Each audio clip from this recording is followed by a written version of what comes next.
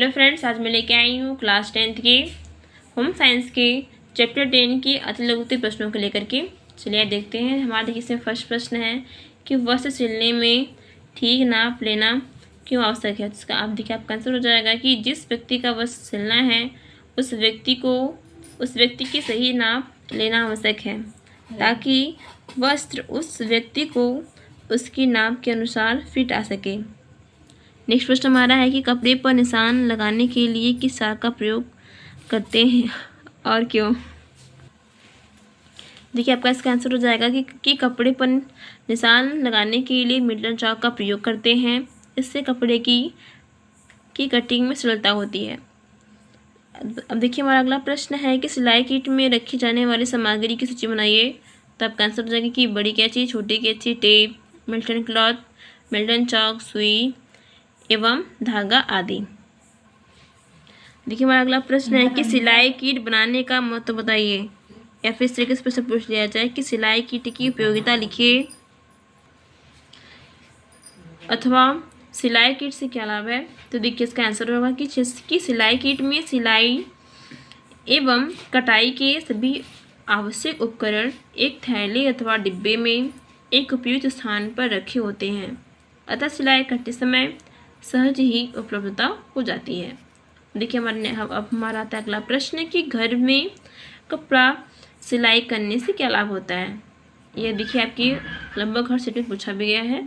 तो आपका आंसर होगा कि समय एवं इससे धन की बचत होती है।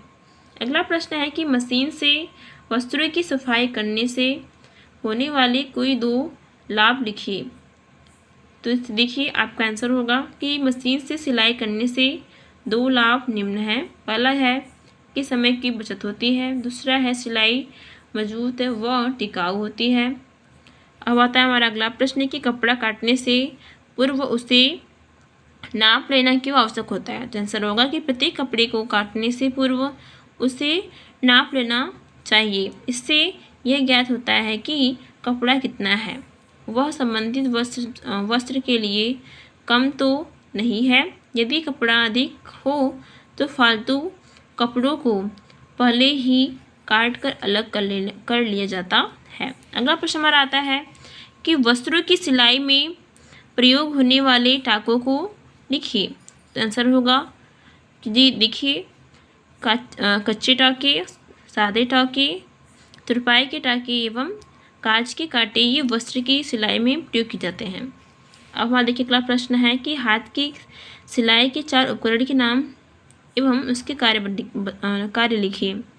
तो आपका आंसर होगा कि हाथ की सिलाई के 4 उपकरण इस प्रकार हैं: सुई, तागा, कैंची एवं आलपिन।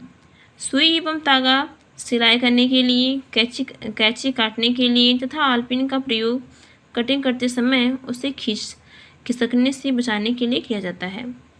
अब देखिए हमारा अगला प्रश्न आता है कि हाथ की सिलाई के 2 टाकों का नाम लिखकर उनके प्रयोग का वर्णन करिए। तो आपका आंसर होगा कि कच्चा टाका या फिर काज बनाना। देखिए कच्चा टाका जो होता है यह तो कपड़ों को अस्थायी रूप से जोड़ने के काम में आता है, जबकि काज क्या होता है कि जिन कपड़ों में बटन लगाए जाते हैं उनमें काज बनाए जाते हैं। नेक्स्ट प्रश्न आता है कि सिलाई किट क्या है। आंसर होगा कि सिलाई किट से तात्पर्य उस थैले या फिर उस डब्बे से है जिसमें सिलाई से संबंधित छोटा मोटा आवश्यक सामान रखा जाता है। अब देखिए हमारा अगला प्रश्न आता है कि सिलाई में इंची टेप की क्या उपयोगिता है। तो आपका आंसर होगा कि सिलाई की सही नाप लेने के लिए इंची टेप की आवश्यकता पड़ती है।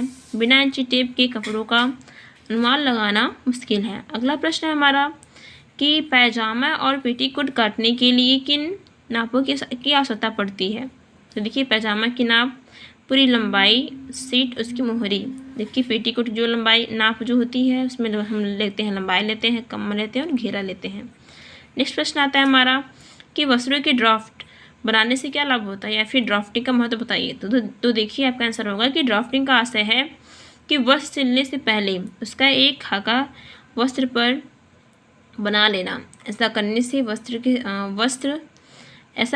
से वस्त्र सही नाप के अनुसार बनता है तथा पहनने वाले के शरीर पर शोभित होता है। अगला प्रश्न है कि तुरपन किसे कहते हैं। तो देखिए यह टाका कुछ कुछ तिरछा लगाया जाता है। यह टाँका कपड़े से, कपड़े के मोड़ जैसे कि कमीज पर मुट्ठा, फ्रॉक पर घेर, रुमाल के किनारों आदि में किया जाता है। अगला प्रश्न आता है कि सिलाई मशीन की सुई धागों के सुई छूटने के 2 कारण बताइए। तो क्या होगा कि धागा का कच्चा होना, सुई टेढ़ी मेढ़ी या फिर गलत लगी हो।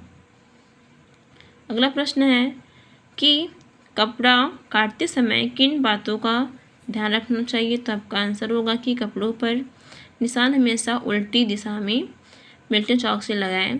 कैंची को दाहिने हाथ से पकड़कर सीधा रखें और बिना रुके समान गति से कटिंग करें। अभी आपका ये ख़त्म होता है। अगर आपको वीडियो अच्छी लगी हो और अगर आप चैनल पर नए हैं तो प्लीज़ वीडियो को लाइक एंड सब्सक्राइब करना मत भूलिएगा। Thank you.